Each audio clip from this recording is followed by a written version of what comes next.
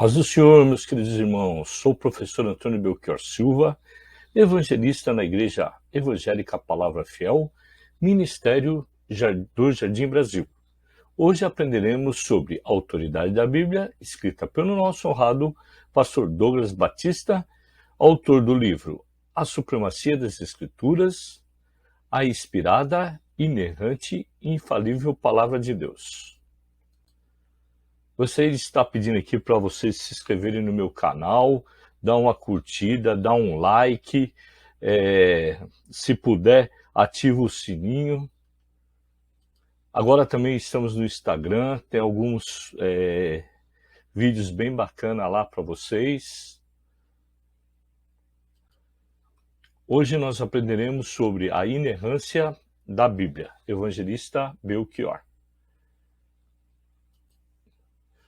O texto áureo, o nosso texto principal, porque na verdade vos digo que, até que o céu e a terra passem, nenhum jota ou um tio se omitirá da lei, que tudo seja cumprido. Mateus capítulo 5, versículo 18.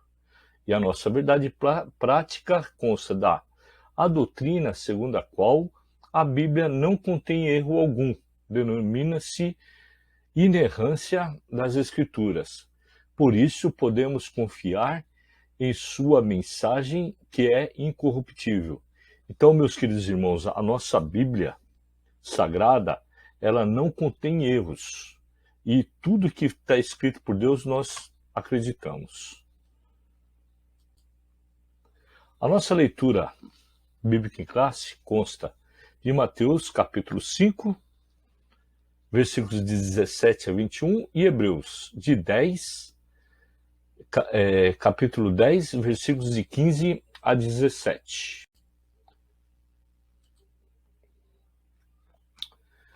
Não cuideis que vim destruir a lei ou os profetas. Não vim abrogar, mas cumprir. Porque, na verdade, vos digo que, até que o céu e a terra passem, nenhum jota nem um tio se omitirá da lei, sem que tudo seja cumprido. Qualquer, pois, que violar um destes menores mandamentos e assim ensinar aos homens, será chamado o menor do reino dos céus. Aquele, porém, que cumprirá e ensinar, será chamado grande no reino dos céus. Porque vos digo que, se a vossa justiça não exceder dos escribas e fariseus, de modo nenhum entrareis no reino dos céus. Ouvistes o que foi dito aos antigos? Não matarás, mas qualquer que matar será réu de juízo. Hebreus 10. E também o Espírito Santo nolo testifica, porque depois de haver dito: este é o concerto que farei com eles depois daqueles dias, diz o Senhor.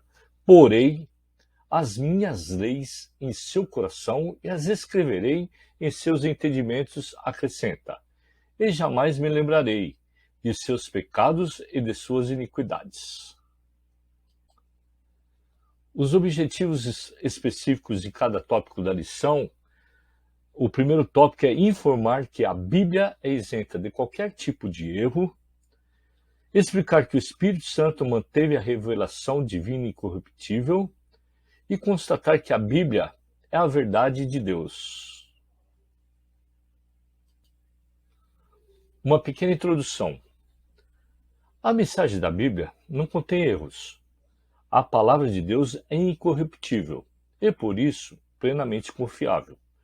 Logo nesta lição, teremos o objetivo de mostrar que a Bíblia é verdade em tudo o que diz.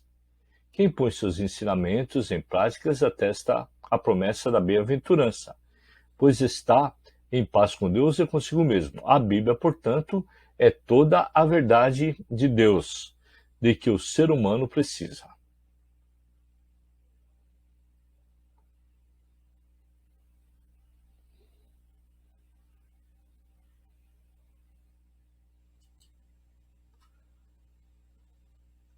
O subtópico 1. O que é inerrância da Bíblia? A Bíblia tem origem em Deus. Este se revela na história, no universo e na humanidade, e de modo especial por meio de Cristo e das Escrituras. Conceito de inerrância bíblica. A inerrância é a doutrina segundo a qual a Bíblia não contém erro algum. Significa que ela é verdadeira em tudo o que afirma. Desse modo, a Escritura é isenta de erros nos aspectos doutrinários, espirituais, histórico e cultural, científico e de todos os demais temas. O argumento é irrefutável, Deus não pode errar, e como a Bíblia é divinamente inspirada, ela não pode conter erros. Assim sendo, a inerrância, a infalibilidade e a inspiração estão entrelaçadas. Nesse sentido, nossa declaração de fé professa que a Bíblia é nossa única fonte de autoridade, a inerrante, infalível, completa e inspirada Palavra de Deus. Salmos 19:7, João 10:35. No subtópico 2, a Bíblia reivindica a sua inerrância. O termo inerrância não aparece na Bíblia, mas a ideia está presente nas páginas do texto sagrado. No livro de Provérbios está escrito que toda a palavra de Deus é pura. Provérbios 35. O salmista afirma que a palavra do Senhor é provada. Salmos 18:30. Samuel assegura que o caminho de Deus é perfeito e a palavra do Senhor refinada. 2 Samuel capítulo 22, versículo 31. Cristo atestou a inerrância ao afirmar que nem um jota nem um tio se omitirá da lei. Mateus capítulo 5, versículo 18. O Senhor igualmente ratificou que a Escritura não pode ser anulada e que a palavra é verdade. Estas declarações indicam que a Bíblia é perfeitamente confiável, sem nenhuma falsidade ou equívoco.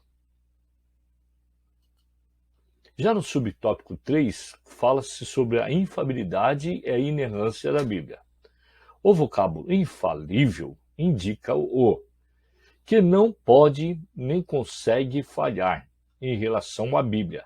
Significa que as suas palavras hão de se cumprir cabalmente. Isaías 55:11. Por causa da etimologia, os termos inerrância e infalibilidade são por vezes confundidos como sinônimos. Não obstante, outros afirmam que a Bíblia é somente infalível quanto à sua mensagem salvífica e não a consideram como inerrante. Por isso, preferimos o uso de ambos os termos, isso é, cremos e ensinamos que a Bíblia é infalível, incapaz de falhar e é igualmente inerrante, livre de erro. Negar essas verdades é desacreditar de sua autoridade e inspiração divinas. Judas, capítulo 1, versículos 3 e 4. Subtópico 2. O Espírito Santo preservou as Escrituras. Os manuscritos autógrafos. Os manuscritos originais são chamados de autógrafos.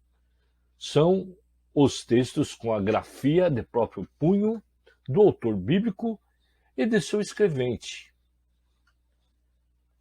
Neles foram primeiramente registradas as palavras inspiradas pelo Espírito Santo.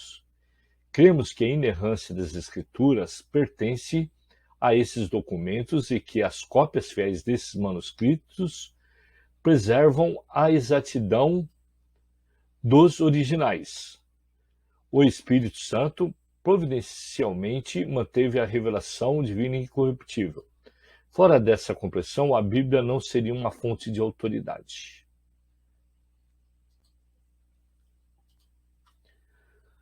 Os manuscritos apógrafos. As cópias dos manuscritos originais são chamadas apógrafos. Atualmente existem cerca de 25 mil cópias dos manuscritos bíblicos, a maioria deles em hebraico, grego e latim.